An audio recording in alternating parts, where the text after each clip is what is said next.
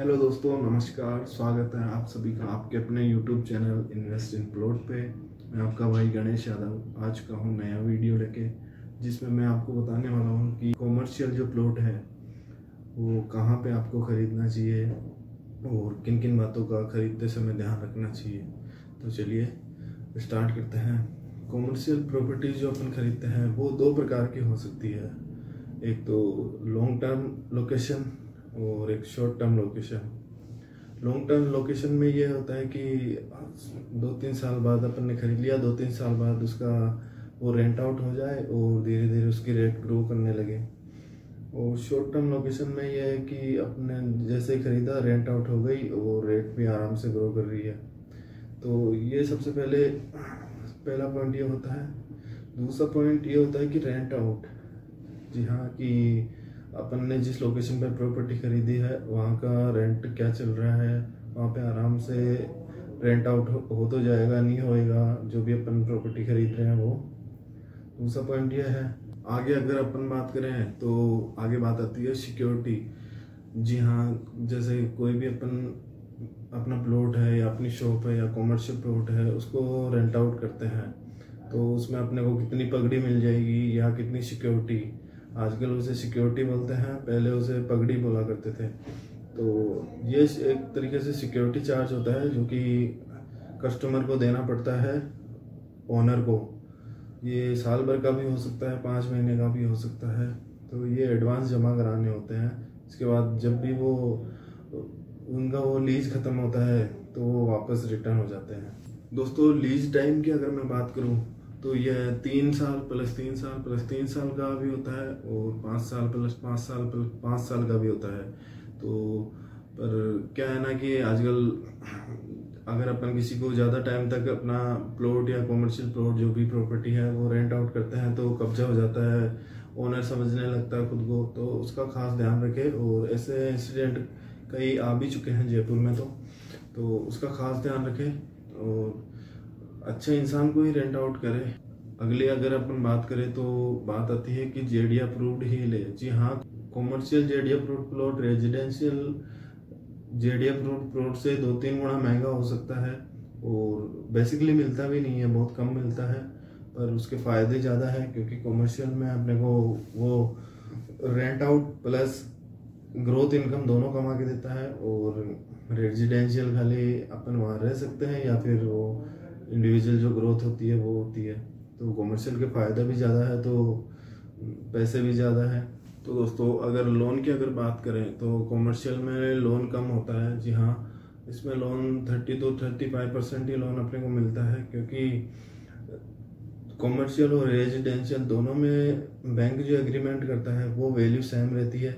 जैसे हमारा ही प्रोजेक्ट है रिंग रोड पे मोहाना में, उसकी डीएलसी रेट है 28,000।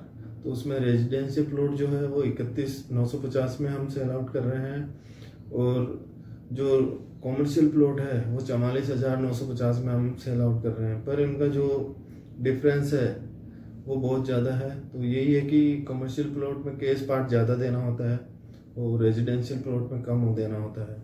दोस्तों, लोन की अगर मैं बात करूं तो प्रेजेंट टाइम में एक्सिस बैंक है, उसका सबसे कम लोन रेट है।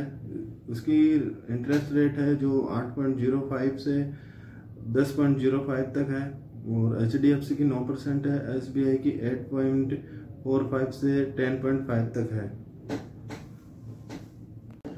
इसके अलावा कॉमर्शियल प्लॉट जो होते हैं उसमें प्रोसेसिंग फीस भी ज़्यादा लगती है।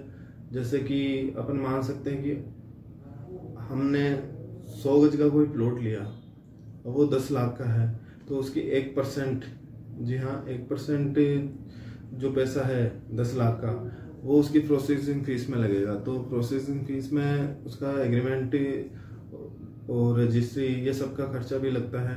तो स्टाम्प ड्यूटी ये सब आ गया तो 1% तक उसमें लग जाता है। तो कॉमर्शियल में ये प्रोसेसिंग ज़्यादा है। उसके बाद में बात आती है कनेक्टिविटी की। तो हाँ, कॉमर्शियल अगर अपन प्रॉपर्टी खरीद रहे हैं तो कम से कम 60 फीट 100 फीट 200 फीट का रोड होना चाहिए क्योंकि अगर अपन कॉमर्शियल एक्टिविटीज़ में पैसा लगा रहे हैं और उसके बाद अपन 40 फीट पे ले रहे हैं तो 40 फीट वाला रोड कितना चल जाएगा। तो उस पर इतना ट्रांसपोर्टेशन या फिर कह सकते हैं लोगों का आना जाना कम होगा, तो जाहिर सी बात है अपनी जो कॉमर्शियल प्लॉट या शॉप जो भी है वो कम चलेगी, तो अपने को उतना बेनिफिट नहीं मिल पाएगा जितने का अपन ने लिया है प्लॉट। तो ध्यान रहे कम से कम 80 फीट 100 फीट या उससे ऊपर 200 फीट तक का अपना कॉमर्शियल प्लॉट रहे। वैसे अगर जेडीए के नॉर्म्स की मैं बात करूँ तो जेडीए के नॉर्म्स के अनुसार 60 फीट पे कम से कम 60 फीट का रोड होना चाहिए कॉमर्शियल एक्टिविटीज़ के लिए। तो 60 फीट से नीचे का अगर अपन कॉमर्शियल प्लॉट या कॉमर्शियल एक्टिविटीज़ उसमें कर रहे हैं और रोड छोटा है तो जेडीए के नॉर्म्स के अनुसार तो अवैध है। अब बात आती है कि कॉमर्शियल प्लॉट या कॉमर्शियल जगह अपन इंडिविजुअल ले या फिर किसी मॉल में टाउनशिप में ले। तो देखो अगर मॉल की बात आती है तो उसमें अपने को एक्स्ट्रा खर्चा भी देना पड़ता है, जैसे मेंटेनेंस चार्ज है, सिक्योरिटी गार्ड है, पानी बिजली, इनका जो स्थायी शुल्क है वो तो आएगा ही आएगा। तो मॉल में ये एक तरीके से नुकसान है कि क्या पता मॉल में अपना जो शॉप है वो रेंट आउट हुआ हो नहीं हुआ हो, पर अपने को खर्चा तो देना पड़ेगा। पर इंडिविजुअल में ये फ़ायदा है कि अगर अपना खुद का है तो उसमें अपन अगर रेंट आउट कर रहे हैं तो किराया आ रहा है, और अदरवाइज अगर नहीं कर रहे तो उसके रेटें तो ग्रो कर रही है कम से कम। तो ये एक तरीके से इंडिविजुअल में फ़ायदा है। तो मेरा मानना है कि अगर आप कॉमर्शियल एक्टिविटीज़ में पैसा लगा रहे हैं तो फिर इंडिविजुअल प्लॉट खरीदे या इंडिविजुअल शॉप वगैरह कुछ भी हो सकता है, पर इंडिविजुअल प्रॉपर्टी खरीदे। इंडिविजुअल प्रॉपर्टी में भी अपन जैसे किसी सरकारी बैंक या फिर किसी प्राइवेट कोई सेक्टर है जैसे कि टावर लगा दिया उसमें, या बैंक एटीएम ये सब कुछ आ गया, तो ये एक तरीके से अच्छा होता है क्योंकि लॉन्ग टर्म के लिए होता है और फिर ये अच्छा खासा अमाउंट भी देते हैं। तो और इंसान इसमें सिक्योर भी रहता है क्योंकि इतनी बड़ी जो कंपनी होती है बैंक है, तो बैंक जाहिर सी बात छोटी कंपनी तो है नहीं, बड़ी होगी। तो ये सब है। तो और जैसे कि टावर अपन बात करें तो जियो एयरटेल ये सब बड़ी बड़ी कंपनियां ही हैं जिनके टावर लगे हैं, तो जाहिर सी बात है अच्छा खासा अमाउंट भी देते हैं और सिक्योरिटी पर्पज भी इनके साथ अच्छा रहता है। तो अगर ये अपने पास अपॉर्चुनिटी आती है तो हम ये सबसे बेस्ट है। अदरवाइज अगर अपन कुछ अलग उसमें एफर्ट लगा रहे हैं जैसे कि उसे रेंट आउट कर रहे हैं या फिर और कुछ एक्टिविटीज़ उसमें ला रहे हैं, तो अपने को सबसे पहले पार्किंग देखना चाहिए। जी हाँ, पार्किंग आज के ज़माने में बहुत ज़रूरी है क्योंकि कस्टमर कोई भी आता है सबसे पहले अपनी गाड़ी को लगाने की पार्किंग देखता है, उसी के बाद गाड़ी से नीचे उतर के शॉप में जाता है। तो पार्किंग एक तरीके से बहुत ही ज़्यादा ज़रूरतमंद है। और मैंने जयपुर में कई ऐसे कैफ़े वगैरह देखे हैं जिनके सामने पार्किंग नहीं है और उसी के चलते उनको बंद करना पड़ा है। बाकी वैसे उनकी खोलने का तरीका, उनका सब कुछ मतलब इंटीरियर वगैरह एकदम सुपर था, फर्स्ट क्लास था, पर पार्किंग वजह से उनकी दुकानें पिटी है।